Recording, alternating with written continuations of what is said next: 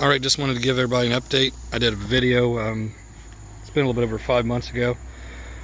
This is a 36 volt EZGO electric golf cart. If you watch my video, I've already posted, I'll put a link in the description below. I converted it from 6 volt Trojan batteries to 3 marine deep cycle batteries that are 12 volt. Here's what she looks like. Same kind of wiring. You wire them in a series, not parallel. 3 12 volts equals 36 volts.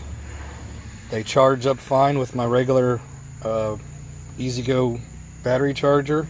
They fully charge. Which was a question I got, was, do they only charge halfway since they're not 6 volt batteries? No, they fully charge.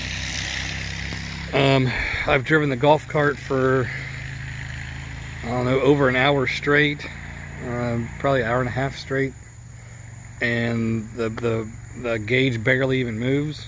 So I need to try to figure a way to do a video of constant driving. How long will it go on these 3 batteries compared to the old 6 batteries? These batteries I bought from Walmart. They were $74.99 a piece, 75 bucks. Way cheaper than buying 6 volt Trojan batteries. I think I paid $700 or $800 for those batteries last time, and I'm just sick and tired of spending that kind of money.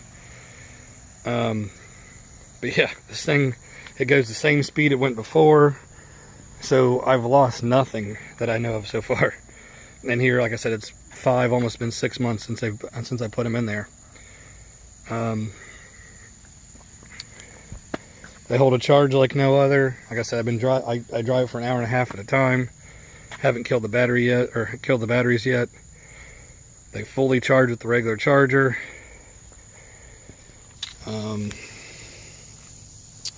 Like I said, I gotta figure a way to do like a distance and time video for you. Hopefully this answers some questions. If not, just send me a question, I'll answer it for you.